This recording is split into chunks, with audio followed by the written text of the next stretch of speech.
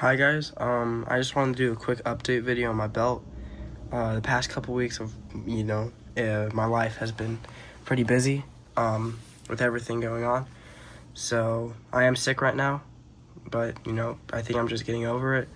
But I just kind of want to go over my belt update, because a lot of stuff has changed on this. And just to give a little thing about it, I've only done, less than 10 hours in this new belt setup, kind of. So just going to say that. And also, if you want to know where my pistol is, the blowback unit broke again, so I have the parts coming in like a week or two. So yeah, it's broken right now. I have it somewhere else, so I don't have it in my holster. But yeah, it's just kind of going to be a overview, and I'm just going to go over my belt setup, but it's not a belt setup video, so enough yapping. Let's just get into it. I'm going to go from this side around. Yeah, so let me just flip this around. So at the end of the video, I will be going over the inner belt and just kind of the belt and why it's cool and stuff and why I got it. So starting with the belt, this is an Agelite belt. I'm going to go over it at the end of the video, but this is definitely way better than my 511 belt. I changed that out, and I also changed out my mag pouches. So as you can see here, I have the angled Estac Kywis. I switched from my knockoff Estacs to these because my knockoff Estacs after a couple years started ripping, so just switched to these. Just going to go over these because I've used these for like a couple weeks now, but not that much. They do improve your reload speed. They do hold these mags really well. If you see Like Matt, he actually uses the Estacs with these exact mags. So this is a SAI BLU like Glock 17 style, and then this is the 19 style. I have these one wrapped on my belt the way that Thin Line Defense does it, where you go straight through the molly up here and then you have it fold around to the back there. So that's cool. One thing that I've observed is if I put these in too fast, these little lid things will break off like that, and they'll just sit like that. So I don't know. It's like if you push them in and your hand goes forward, that'll happen. And sometimes I'll just have my belt in the corner of my room, and I'll just be like, whoa, the caps, or whatever this is called, is off. But yeah, they're both pretty good. This is taking up 4 molly spaces. Plus, this is utilizing the very, very edge of the belt and of the Velcro. Sorry about that. So yeah, these are just the angled Estacs. They're 40 degrees. They improve with reload speed a lot. They have way more retention.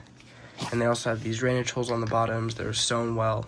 You can see the wear on my mags so far is a lot. Just because they grip so well, which is pretty good. Just got a second one going on right here. Thinking back on it, if you're running a bunch of stuff on your belt, here's a recommendation. Do one angled. I don't really know the degree that would be the best. I have mine at 40. But I would say do one angled and then do one vertical, just so it takes up less space. Plus this mag, if I put anything longer than a 19 in here, I'm going to have issues with it hitting this mag.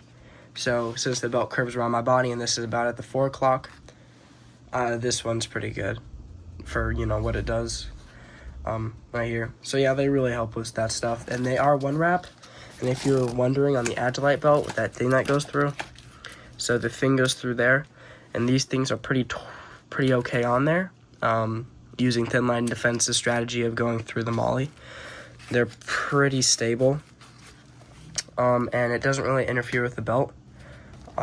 So that's just key point if you were wondering, which I wasn't wondering, but I was when I was ordering the pouches. Next, I have a Esstac diaper mid-length M4 mag Kywi. They're all Kiwis. I'm just going to call them Kiwis. And this one holds, the mag as well. Oh my gosh, my train of thought. I'm running the Lancer mags, which is actually in the promotion photo for this. They're running Lancer mags, so if you're wondering, it goes up to about here on your Lancer mags, which still, if you're getting the okay grip on it, you still can get a high enough grip. It doesn't really matter, in my opinion. I haven't really seen any difficulties with that. I do have that one wrapped on there, and this one wrap is actually really good because you're able to switch it on here. So if this goes out, I'm just able to switch the one wrap compared to these ones where it's sewn in. It's all one piece, which is better for reliability, but if the one wrap itself goes out, not that good. But I am also able to switch to malice clips, throw it on my plate carrier or whatever. And if you're wondering what diaper means, I think it just means that it has no molly on it and that the bottom is sealed like this. So you see most of them are open like this, where you're able to just get it out like that.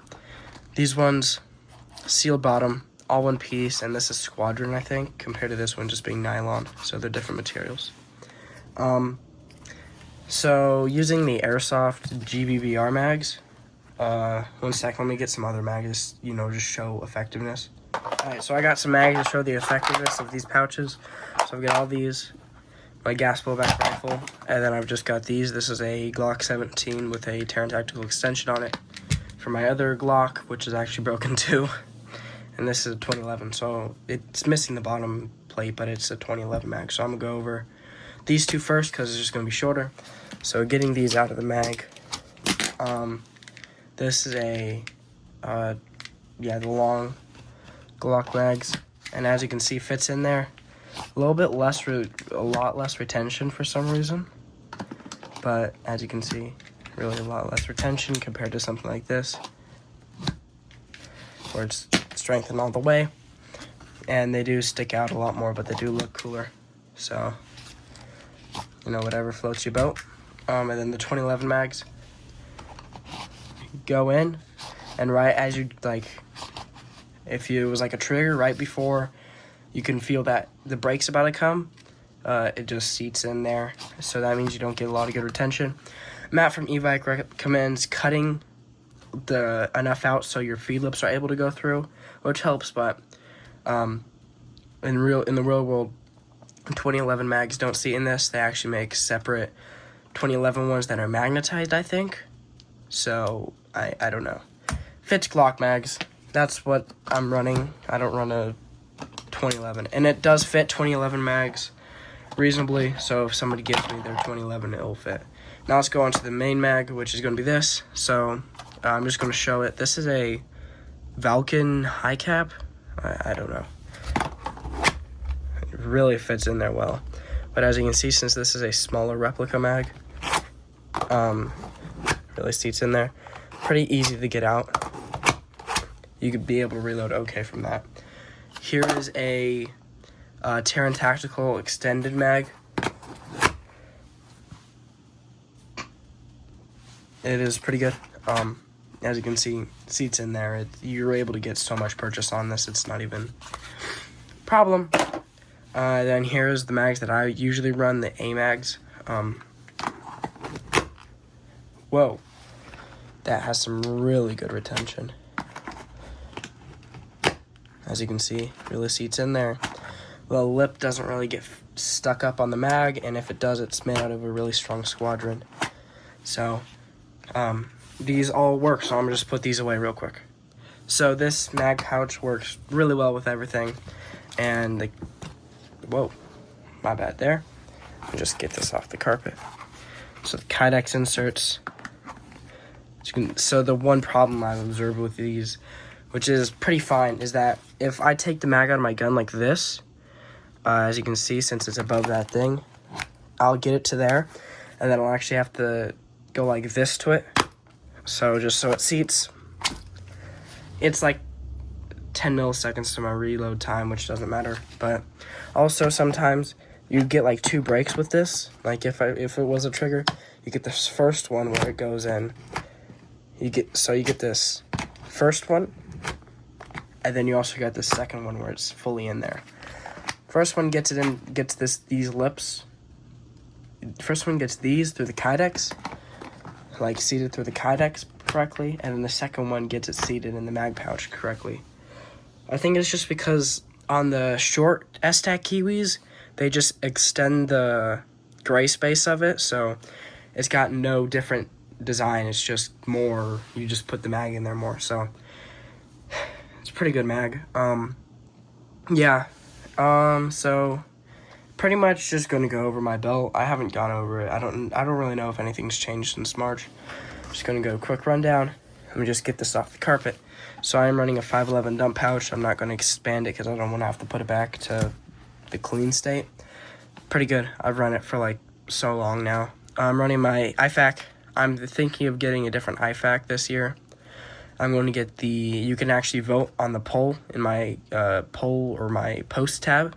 So I'm either going to get the LBX in multicam, or I'm going to get John Lovell's or the Warrior Poet Society IFAC. I'm researching IFAC stuff and medical stuff right now, which is probably going to be more useful than gun stuff.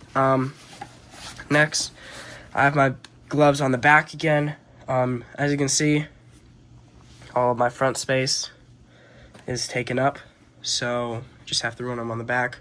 I don't use gloves enough to where I notice any problems with this. It does get stuck in the Velcro sometimes, but they stay on the back, they stay out of the way, they're still on the belt clip, or this clip right here. Pretty good. One thing different is that this belt clip would be able to go over the entire belt for the 511 belt, the Maverick belt. This one, since it's just like a slight bit longer, it's not able to get that second tab in. So yeah, you're not really able to get the belt thing through. Comparing this to the 511, as you can already kind of tell that it's like using my fingers, different sized. So yeah, just going to go over the rest of my belt, and then I'm going to compare the inner belt, and then I'm going to compare it to the 511 belt, because these were actually pretty much around the same price, give or take 10-20 bucks. And I went with the 511 belt, but going to go. So I am running a True North Concepts MHA with the Glock 19. What number is this holster number? 6378 RDS for the Glock 19 with an X300. Did use a heat gun on the barrel thing here, so I am able to run a Ronin Special / Glock 34 through this. Have that on Safariland QLS with the leg strap for the True North Concepts. Routed through here with tape on this, so the clip doesn't get dismissed. I am thinking of upgrading this to just some upgrades on it. I'm going to get a different leg strap probably. Going to get the Core Performance ice vents on here, then the inside here so it actuates with the Velcro more. I'm going to get the ferro thing that makes it actuate with the Velcro, so just going to do all that. This holster is amazing. I got it for like 90 bucks off Amazon, and it's great because this is like a $220 holster. So next, I am running the ferro, I don't know, the admin thing. I'm running a flashlight on here, which I have it's the EDC 25 from 511. I'm running the clicky over here, because if I were to run it over here, I'd get NDs when I'm running, or I'd like hit it like that. On the bottom, I am running a pen, just because I love having pens on my stuff. And inside, I'm running electrical tape, way too scented hand sanitizer, just because I needed hand sanitizer. A multi-tool. Oh, sorry, my camera fell. I am running a multi-tool in there, which I have used to take apart and get BBs out of my AR so far, and that's also how I diagnosed my Glock problem and did some surgery on it to, diagnose it, but it was too late. And then I am running chapstick. You can put this on your flashlights of your guns to keep the gun smoke off of it. Plus, I get chapped lips, so anytime I open it up, I'm like, oh shoot, I should put some chapstick on. So I just pretty much use these multi-tool and this electrical tape a lot. And then I am running a protein bar in there. I don't know how broken up it is, but I just have that just for some food off my belt if I ever get hungry. I am running American flag on it just because that's cool, and I saw some GBRS British guy run his British flag on that, so just that'd be CAG, everything for the CAG LARP. So now I'm going to go over the inner belt. So the whole reason. So this is an Aglite Magnetix belt. This is weight rateable. I've done a lot of research, and that means that this belt will be able to carry you. Dude, this is not legal advice, or council or whatever. But what he said is this belt will be able to carry you, but it's just not weight rated. So it is weight rateable though. So it's literally the same belt, except for they have to go through a bunch more checks to make sure it's weight rated. So you're still able to hang from this and stuff. It's just not like verified. So they have to do a bunch more stuff, and it's a lot more to the cost. I bet it's like another $100, $200 to the cost maybe if they got all that stuff done. So they just don't. You can actually request a weight rated belt from them. But yeah, you don't. This one will be able to carry you, he said, but it's not like they're not legally like allowed to say that. So I haven't hung off this, so don't trust that. That is pretty much what I've inferred from all my research that I'm done. But yeah, so Aglite Magnetix and multicam. This is a large. I don't really fit in a large. It fits me at the smallest setting, but I'm not able to use all this extra cool engineering that they added to make it, longer with the thing. And the wire goes like all the way back here, and I actually have this here just because I got this from e-bike, and I don't know if I'm going to return it yet and try and see. But this has been my dream belt for a long time now, so yeah. But this cool system with the onewrap, this is what I was talking about earlier with the onewrap, goes in there, clicks in like that, and then you're able to have a hyper rigid belt, which that one couldn't do. Cool thing about this is you will have to have your shirt tucked in to do this, but the whole thing they did this is magnets. So when you're like putting it on, here's your belt, you move your belt, your outer belt, and then you try and align it with your inner belt. Those magnets connect and you're just able to pull it around. This feature has been really useful. You just have to learn how to do it. And that does not mean that the back of your belt is going to be directly behind you. After you size this, what I have to do is I actually have to run this at like my first belt buckle. So this is how, like, if this was where I was standing, it would have to be like this. So these are really offset, and then I'm going to change around my belt setup so it actually I'm able to just run it like this and just have the belt clip offset. But yeah, it does clip in pretty well. So that is really cool. This inner belt you can actually use for CCW. It's got this, which it is a very rigid inner belt. This is a kind of G-hook thing out of metal. It's got elastic on there. It's really good. I've worn this to a jumping place, like a trampoline place, and in jeans. And this kind of stood up. It didn't really do anything. I've eaten in this. It does get a little bit tight, but as long as you stretch out this elastic, the guy says, Thin Line says, then you're fine. As you can see, there's been like barely anywhere. I don't really know what this is.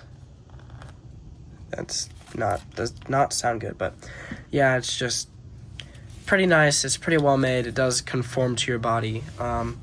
It's got curve, not Tegris, because Tegris glows under IR. Curve doesn't. Curve, this one is filled in, so it's really rigid. This one is not filled in on the belt, so it's not as rigid. But yeah, there's your inner belt, and let's compare this to the 511.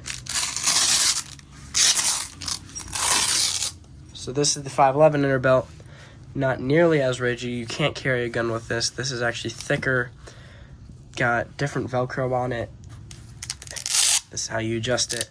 Industrial, and then I actually had to cut off the 511 logo because it was folding back like this far, and that was a lot of usable Velcro that couldn't use. So stupid inner belt, but it's just a basic inner belt, so I can use that with all other basic belts. And then the belt itself is horribly not rigid.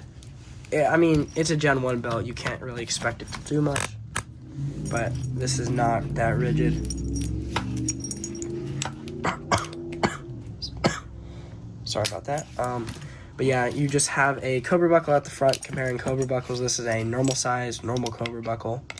No, it's actually pro style. It's this normal size Cobra buckle. This thing is not weight rated. It's, yeah, just a Cobra buckle.